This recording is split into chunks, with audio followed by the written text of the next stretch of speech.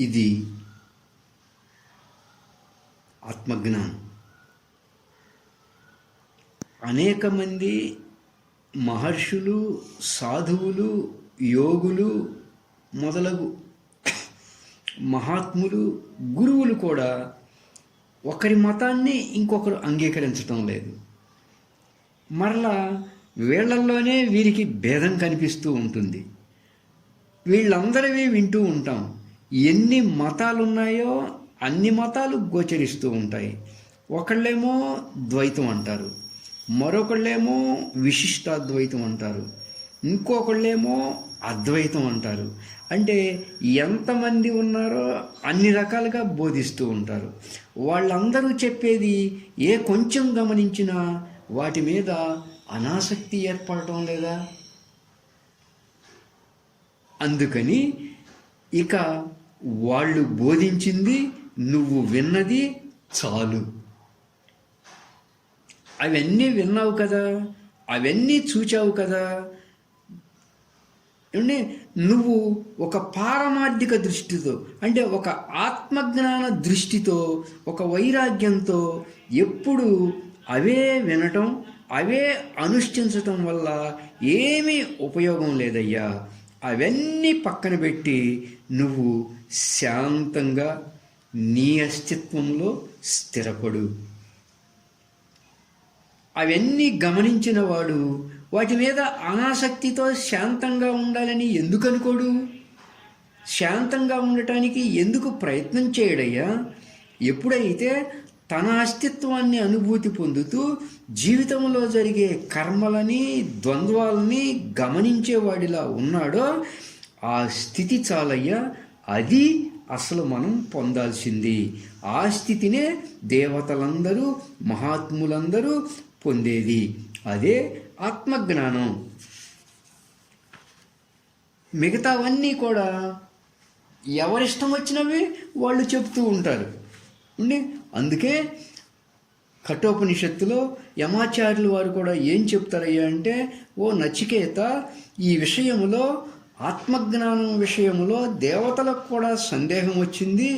దానికి తోడు తన అస్తిత్వాన్ని అనుభూతి చెందటం అనేటువంటి ఆత్మ చైతన్య స్థితి, ఆత్మజ్ఞాన స్థితి సులభంగా అర్థమయ్యేది కాదయ్యా.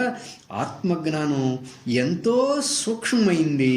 సూక్ష్మ బుద్ధి కలవాని చేతనే ఈ ఆత్మజ్ఞానం తెలియబడుతుంది అన్నారు. అలాగే ఓ నచికేత, శ్రవణాయపి బహుభిర్యో న లభ్యః. ఓ నచికేత, ఏ సాక్షి స్వరూప స్థితి, ఏ స్వస్థితి, ఏ ఆత్మస్థితి గురించి, ఏ ఆత్మజ్ఞానం గురించి అయితే నువ్వు అడిగావో అట్టి నిత్య సమాధి స్థితి గురించి, నిత్య చైతన్య స్థితి గురించి, పారమార్థిక సత్యం గురించి వినటం కూడా ఎంతోమందికి సాధ్యపడదయ్యా. విన్నవారికి కూడా ఆ తత్వం బోధపడదు. అద్భుతమైనటువంటి ఆ నిత్య ధ్యాన స్థితిని గురించి వినేవాడు అరుదే. అటువంటి ద్వంద్వాతీత నిత్య సమస్థితి గురించి బోధించే ఆచార్యుడు కూడా అరుదే. నరేణ అవరేణ ప్రోక్త ఏషః నహి సువిజ్ఞేయ. ఓ నచికేత, అసమర్థుడైనటువంటి మానవుడు బోధించితే ఈ ఆత్మజ్ఞానం, ఈ సాక్షి స్వరూప స్థితికి ఏనాటికి సవ్యంగా గ్రహించబడదు. ఉత్తమ స్థితి పొందినవాడు తప్పితే నువ్వు అనిత్యమైన, తాపత్రయ దూషితమైన, అసారమైన, నిందితమైన, హేయమైన వాటి జ్ఞానం నాకు వద్దన్నావు. ఎంతటి సంస్కారం నీది అంటే, నహి అధ్రువై ప్రాప్యతే హి ధ్రువం తత్. అంటే శాశ్వత ఆనందాన్ని అనిత్యమైనటువంటి వాటి ద్వారా పొందలేమన్నావు. ఎంతటి ఉత్సాహం నీది అని చెబుతూ, తం దుర్దర్శం గూఢం అనుప్రవిష్టం గుహాహితం గహ్వరేష్టం పురాణం అని. అంటే ఈ శరీరములోనే ఉన్నది, హృత్పద్మములో ఉన్నది, సనాతనము, అతి సూక్ష్మము, అంతర్లీనము, జ్యోతిర్మయము అయినటువంటి ఆ ఆత్మజ్ఞాన స్థితి, ఆ ఆత్మ చైతన్య స్థితిని ఏకత్వంతో, సమతతో, సాక్షితత్వంతో సమస్థితిని పొందటం ద్వారా, అంటే సమాధిని పొందటం ద్వారా ఆత్మజ్ఞాని ద్వంద్వాలకు సుఖదుఖాలకు అతీతుడుగా స్వస్థితిలో ఉంటాడయ్యా. సర్వే వేదాహ యత్ పదం ఆమనంతి, సర్వ వేదాలు వక్కాణించే ఆత్మజ్ఞాన గమ్యం అదే అని బోధించారు యమాచార్యుల వారు. కాబట్టి అవన్నీ పక్కన పెట్టి నువ్వు నీ అస్తిత్వాన్ని అనుభూతి పొందుతూ సాక్షితత్వంతో జీవితాన్ని గడుపు. అలా గడిపితే ఎందుకు శాంతంగా లేకుండా ఉంటావు? ఏదో ఒక దాన్ని పట్టుకొని ఎవరో చెప్పింది వింటూ వెళ్తూ ఉంటే ఇంకా సందేహాలు వస్తూ ఉంటాయి. ఏమండి, అది ఎలాగయ్యా అంటే, ఒకటి మర్కట కిషోర న్యాయం, కోతిపిల్ల కోతినే పట్టుకొని ఉంటుంది, వదలదు. అలాగే మనం కూడా ఏదో ఒక ఆలంబన కావాలి. మనకు కూడా ఒక మహర్షో, ఒక సాధువో, ఒక యోగు, వాళ్ళని అలా పట్టుకొని ఉండాలా. పిల్ల కోతి తల్లి కోతిని పట్టుకునే ఉంటుంది, వదలదు. అలా పిల్ల తల్లిని వదలదు. రెండవది మార్జాల కిషోర న్యాయం, అంటే పిల్లి తన పిల్లల్ని నోటితో కరిచి తీసుకువెళ్తూ ఉంటుంది. అలా గురువు గారు ఏంటంటే శిష్యుల్ని చేర్చుకొని వారి నుంచి అలా అలా తీసుకువెళ్తూ ఉంటాడు. అంటే ఒక్కో గురువు ఒక్కో చెప్తూ ఉంటాడు. అలా మహర్షులు, సాధువులు, యోగులు, గురువులు వివిధ రకాలుగా చెప్తూ ఉంటారు. ఇవన్నీ చూస్తే మిత్రమా, నీకు ఒక నిర్వేదం ఏర్పడటం లేదా?